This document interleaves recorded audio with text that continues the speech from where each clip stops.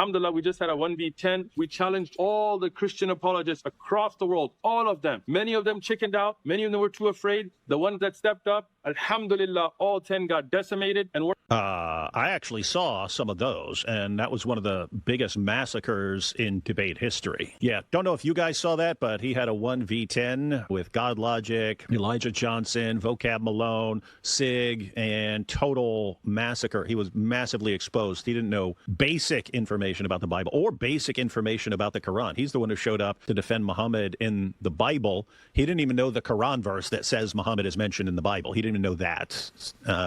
He didn't know that in the Old Testament, Lord, when it's in all capitals, actually refers to, it's because it's the name Yahweh. He's like, well, they didn't have capital letters back then. I don't think they had capital letters back then. So he really didn't understand even the basics of the basics. But in standard Sheikh Uthman fashion, after he gets completely destroyed, he describes that as he completely destroyed them. And that's for the sake of people who haven't watched it or who wouldn't understand the arguments, even if they do watch it. And as long as you thump your chest afterwards, people will think you won. Pretty interesting. But here we go. We're too afraid. The ones that stepped up, Alhamdulillah, all 10 got decimated, and we're not done. Now we have an amazing new 1 versus 20 at the biggest Bible college in America, the Southern Baptist Theological Bible Seminary in Louisville, Kentucky. We challenged their professors, their deans, their PhDs, their priests. 20 of them stepped up, some of them professors, some of them students at that Bible university, and you're going to see them get decimated. You're even going to see one of them that at the debate will accept Islam. Videos posting soon. Turn on your notifications. Sheikh Uthman recently did a 20 versus 1, and it has gone absolutely viral. And I thought, what else to do other than react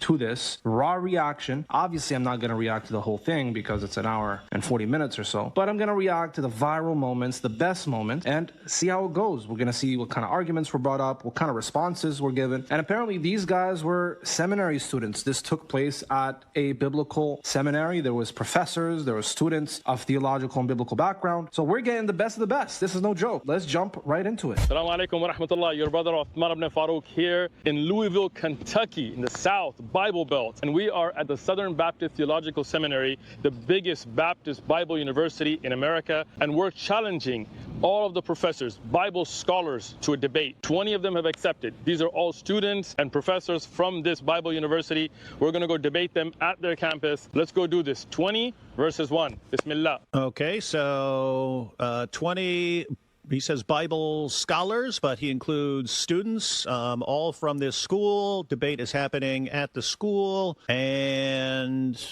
what's the problem here? What's the problem here, guys? Any problems? Do you see any factual inaccuracies in anything that's been said so far? Yeah, I mean, first of all, I wasn't invited to this necessarily like in advance. This was actually held at the U of L campus. So me and Michael were just studying on U of L's campus because all of the other seminary and like a lot of the So what's U of L? University of Louisville? Yeah, sorry, okay. University of Louisville. That's the nickname? That's a local nickname? Okay. Yeah. All right. Just want to clarify that. All right, go ahead. Yeah, so we were studying there and just kind of in the library. It's kind of dark. There's not a lot of people there. And is his name Amin? The guy who hosted the debate, who I think you actually talked to, we were sitting in the library, and I was just reading one of my books for class, and he approaches us, and he sees my cross necklace, and he goes, "You guys are Christians?" And I was like, "Yeah, I am a Christian." And he went, "Hey, well, there's going to be free shawarma in about an hour and a half, and there's going to be this guy named Uthman. Have you heard of him?" And I was like, "I have no clue who that is." And he goes, "No. Uthman is awesome." And he like pulled it up on Wikipedia. I was like, whatever. And so me and David prayed about it and thought, it would maybe be a good conversation. We had no understanding of what would happen. And this was totally random. So we go to the U of L main campus. It was like in the bottom floor of their cafeteria, actually, in a multi-purpose room. And it was not even 20 people, which is actually funny. Legitimately not even 20 people. And yeah, it was just a random group of people. Yeah.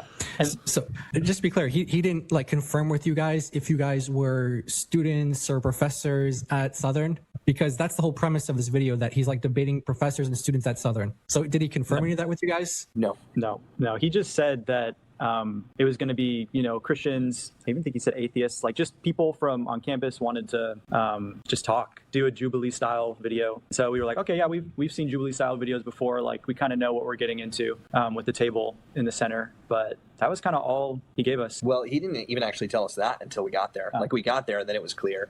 And we're like, this is clearly not a conversation. And then they're like, oh yeah, this is Jubilee. So the entire premise of it was very deceptive. So just to be clear, this was not, hey, do you guys agree a month in advance to have a debate with Sheikh Uthman? Here are the topics so you guys can be thoroughly prepared for the best interaction. Was none of that. It was you guys minding your business in a library at a different school reading. Someone comes up to you and says, hey, you guys Christians, if you want some shawarma, you can come over and we'll have a friendly discussion. Something along those lines? Mm-hmm. It's exactly what happened. Yeah. And it was decent shawarma, to be fair. Yeah, it was. To be fair, I don't think I've ever had bad shawarma. Yeah, to be it's fair, good stuff. it's just generally pretty awesome, delicious stuff. So yep, they know how to draw people in. They know how to draw people in.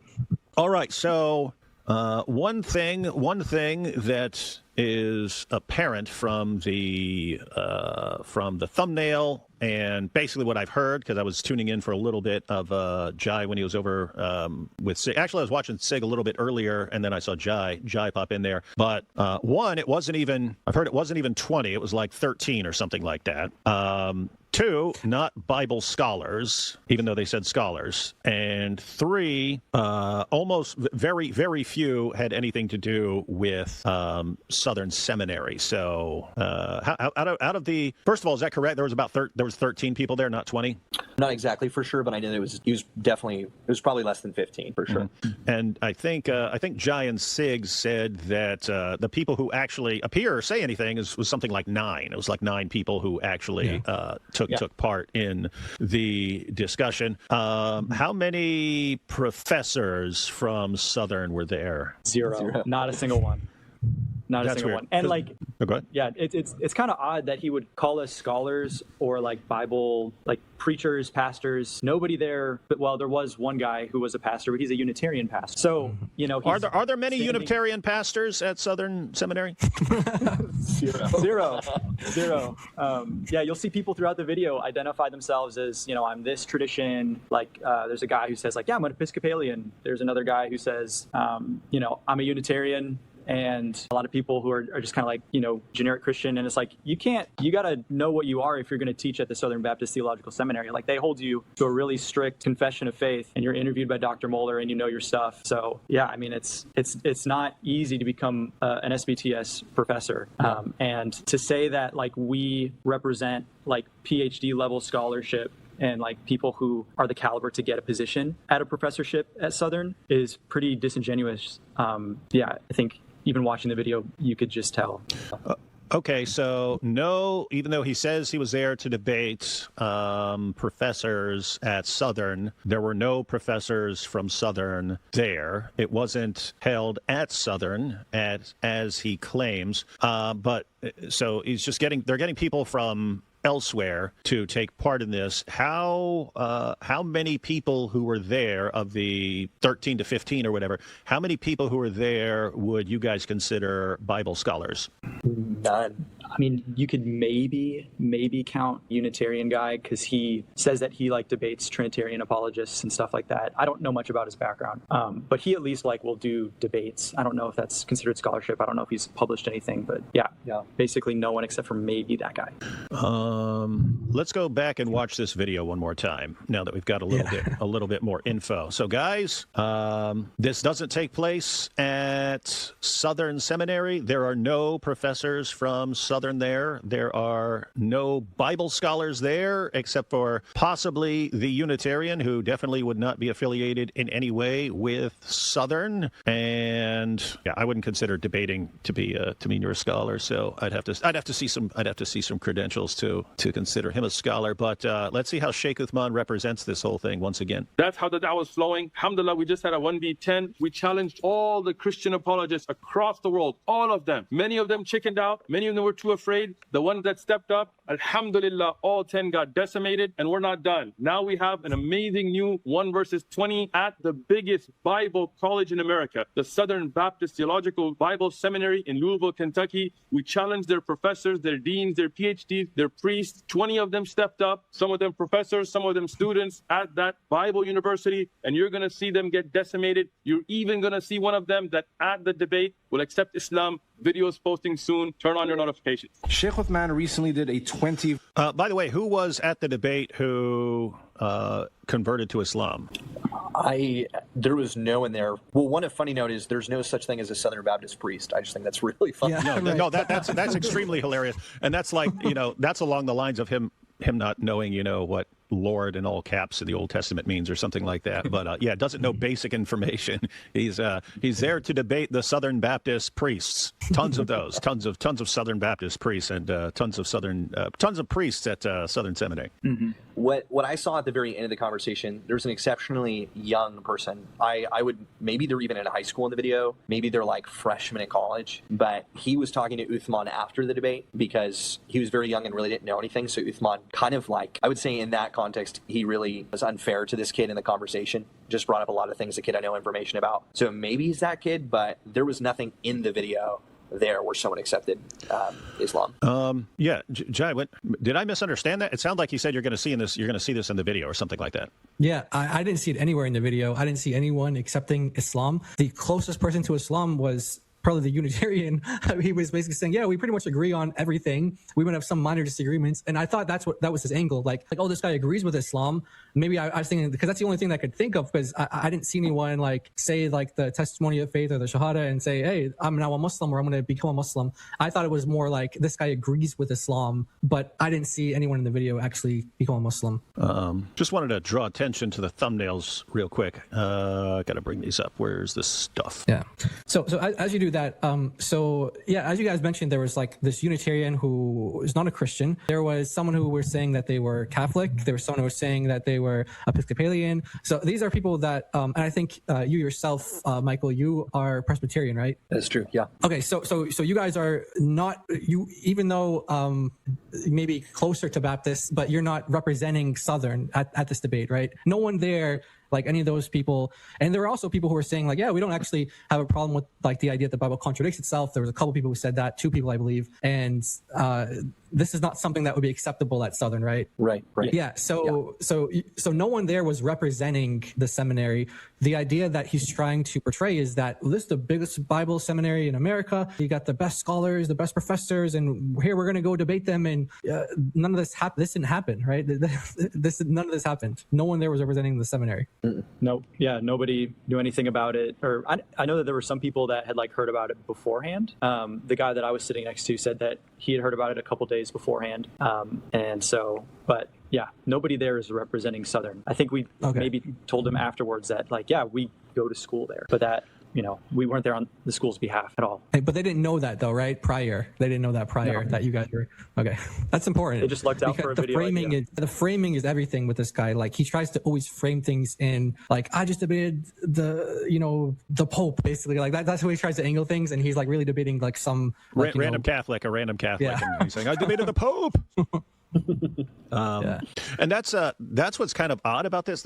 There's no important reason to lie about this. He could have called the video Sheikh Uthman versus 13 Christians, and not even pointed out that at least one would be considered heretical or something like that.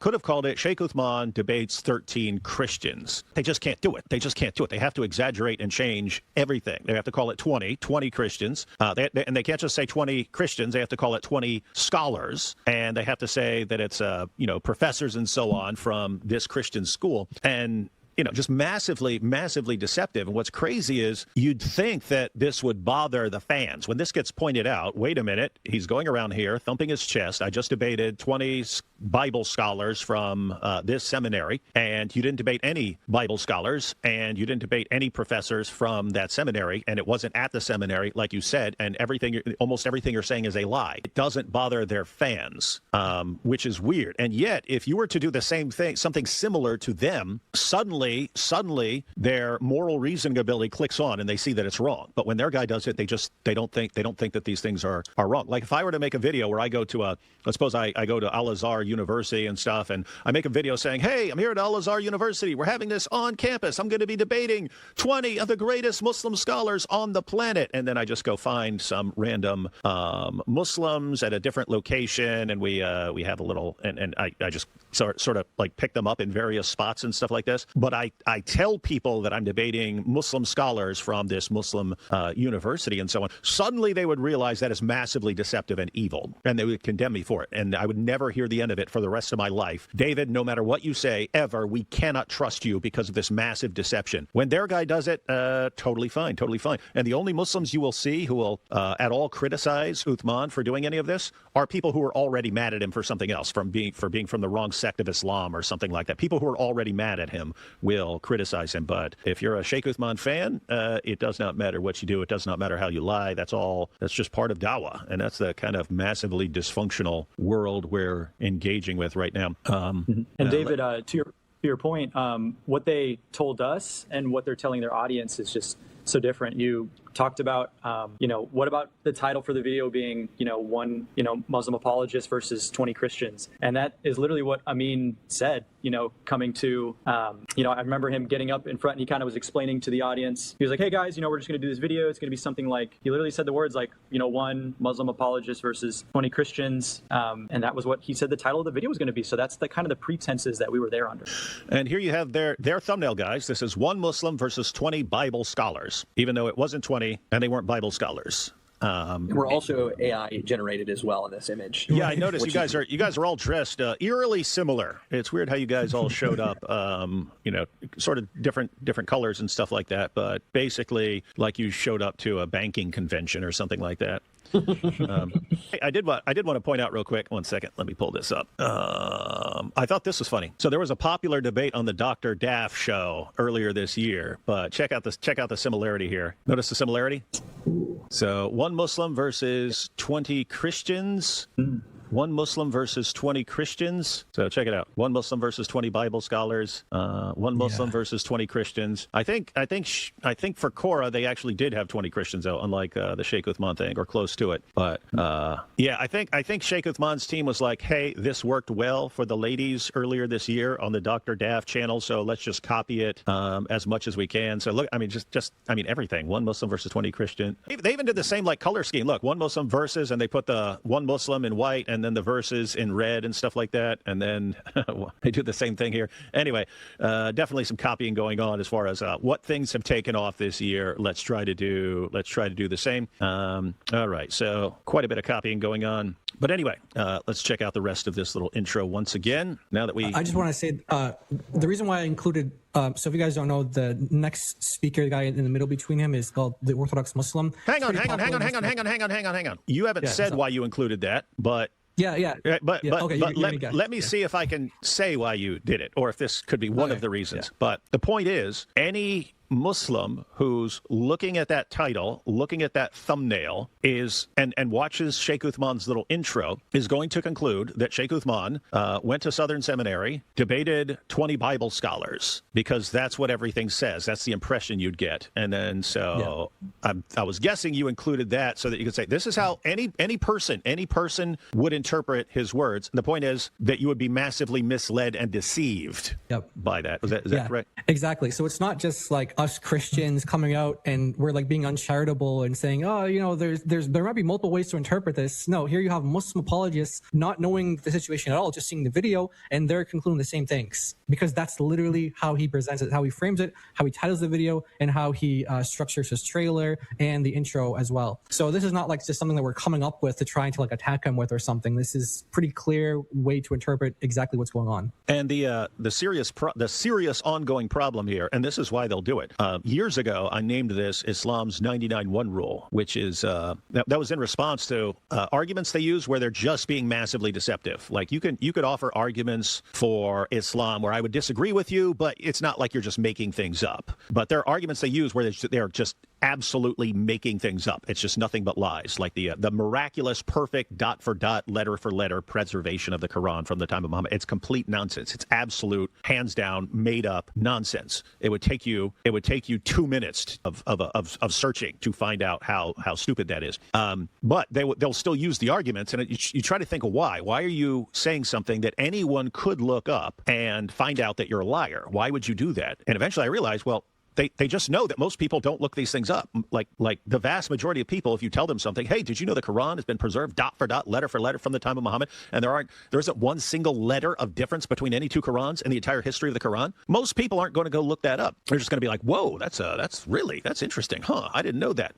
So I called it Islam's 99-1 rule, and that they're kind of banking on the idea that out of 100 people, like at most one person's going to look up what you're saying. But guess what? If you just keep lying, and 99% of people are believing your lies, you're building a bigger and bigger sort of mob, and the big mob can silence the one person who actually looks things up. So that's kind of the situation here. If Sheikh Uthman announces, I debated 20 Bible scholars at this Christian seminary, and he's lying, which he is.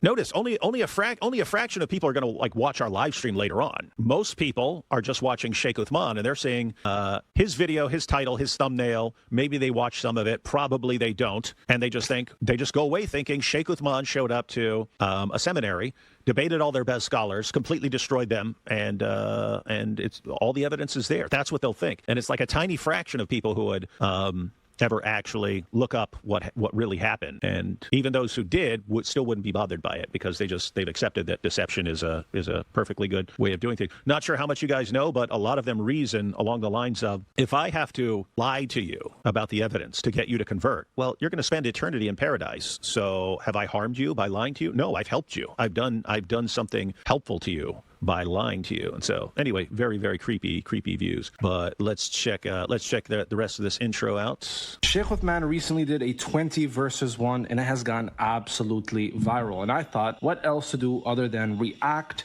to this raw reaction? Obviously, I'm not going to react to the whole thing because it's an hour and 40 minutes or so, but I'm going to react to the viral moments, the best moments, and see how it goes. We're going to see what kind of arguments were brought up, what kind of responses were given. And apparently these guys were seminary students. This took place at a biblical seminary. There was professors, there were students of theological and biblical background. So we're getting the best of the best. This is no joke. Let's jump right into it.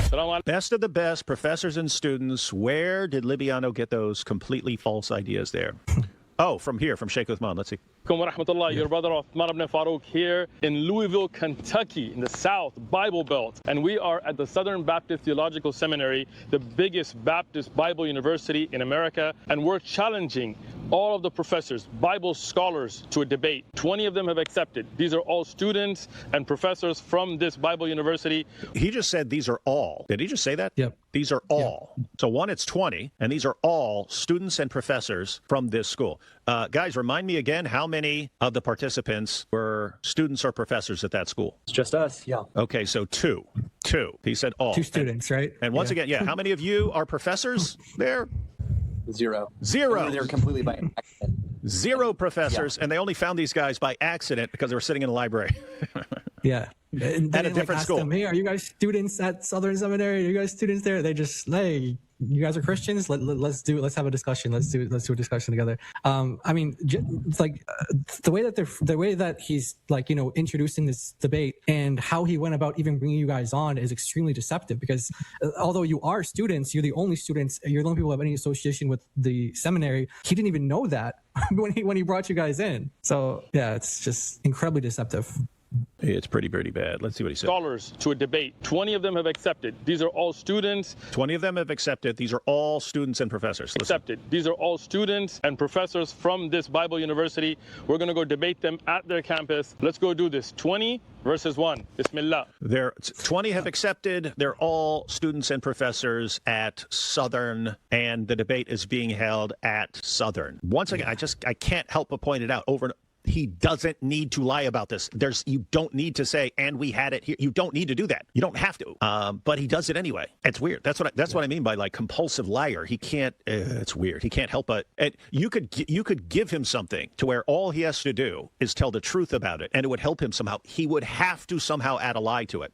Yeah, guys, you're kind of you may be totally new here with this stuff, but I'm talking about with Sheikh Uthman here. But he among his many other nicknames, so he's got Sheikh Ibn Fibbin, Sheikh Ibn Footnote, because every time he's quoting a footnote, he completely misrepresents what it says and frequently says that it says the opposite of what he's claiming. But anyway, people call him Sheikh Ibn Fibbin, Sheikh Ibn Footnote, Sheikh Ibn Zina. That refers to certain sins that he commits in Islam. But one of them, a couple of them revolve around an incident. They call him Sheikh Ibn Smollett after Jussie Smollett. They call him Sheikh Ibn Ketchup because basically he had some fake blood squirted on him, and then he claimed to be the victim of an Islamophobic hate attack. And matter of fact, I got the picture right here. So you can this is the picture. Now, why is this relevant? Well, if you've dealt with real blood or fake blood, you look at his hand, that's pretty obviously fake blood. But apart from that, this is supposed to be a stab wound from this Islamophobic hate attack. And so he got stabbed in the stomach and he's bleeding. Oddly enough, you can see where the wound is supposed to be downwards and the blood is flowing upwards. That's not the real issue. You can see spatter marks all over. That's not what you get from a wound, from blood that is seeping out of a wound under your shirt. It would just leave a blood spot that grows bigger and bigger. You can clearly see that it's been sprayed onto him from outside. But anyway, there would have been no way for us to prove that, right? We would say, oh, that looks like fake blood to us. It looks like it was sprayed onto him from outside. We couldn't prove that. It would still be, no, we think it's real. But he couldn't leave it at that. He couldn't leave it at something that we couldn't decisively prove. Saying, hey, it looks like fake blood to us would not convince his followers that he sprayed fake blood on himself. But the thing is, again, this is where the compulsive lying comes in. He couldn't leave it at something where we couldn't decisively prove that he was lying. Instead, he claimed then and afterwards that a police report was filed, the knife was handed over to police, they arrested the guy who stabbed him. That man was taken to court, he was put on trial, he was convicted. I even heard that the man converted to Islam while in prison. Problem was, that's all stuff people can test and verify. And so people contacted the police department. For some of it were like media, hey, we want to know about this story. Police were like, we have no record of any of this stuff happening. We don't know what you're talking about. People contacted the prosecutors. There's no court records. And it's like, how did this guy carry out an Islamophobic hate attack in California, where you would assume we would have heard about it all day, every day for the next 6 months? No one. Police, no clue that this ever happened. Prosecutors, no one. His fans still believe that he was a victim of this Islamophobic hate attack. But that's what I mean with he will lie about something where it's only going to hurt him. It's only going to hurt him because he makes it easy to expose the lie. And so this is just massively dysfunctional. The guy he seems like he needs some therapy. If you're a compulsive liar, if you can't help but lie, it's I don't know, weird creepy stuff. But yeah, he needs the Lord. Absolutely. That's what you need. Yeah. That's what you need to break this stuff. All right. What do we want to do here?